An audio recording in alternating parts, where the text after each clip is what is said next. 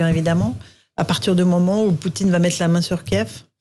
C'est ce qu'a annoncé Poutine la nuit dernière, c'est-à-dire qu'il voulait vraiment faire rendre gorge, il voulait dénazifier. Il ne s'agit pas simplement de casser la nouvelle armée ukrainienne, il s'agit de dénazifier le régime et de traîner en justice tous ceux qui ont fait couler le sang des innocents.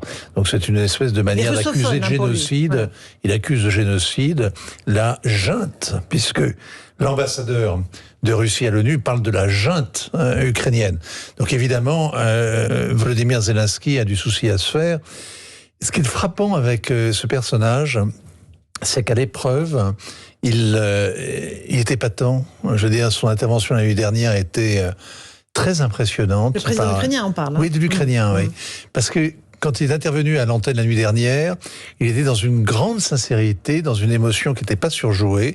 Il était vraiment, il était remarquable. Et depuis d'ailleurs le début de cette crise, il se maintient sur une ligne de crête. Vraiment, il n'y a rien à lui reprocher. Et ce ne sont pas les communicants qui l'entourent qui lui soufflent les réparties. Il a véritablement une forme de sincérité. C'est d'autant plus troublant que c'est un comédien, c'est un acteur, que rien ne le préparait à ça, que depuis qu'il est au pouvoir, il n'a pas pu faire grand-chose en réalité.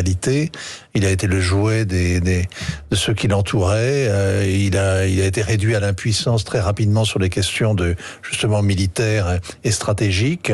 Il n'a pas pu nouer avec Poutine le dialogue qu'il espérait pour trouver une manière de pacifier la crise du Donbass, parce que évidemment que le Kremlin ne voulait pas parler avec lui. Le Kremlin voulait parler avec Washington.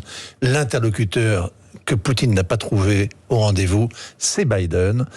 Et si le crime est russe, évidemment, il y a peut-être une forme de complicité quand même du côté américain. En tout cas, il faudra que Biden s'explique sur la façon dont il a géré le cas russe depuis quelques mois.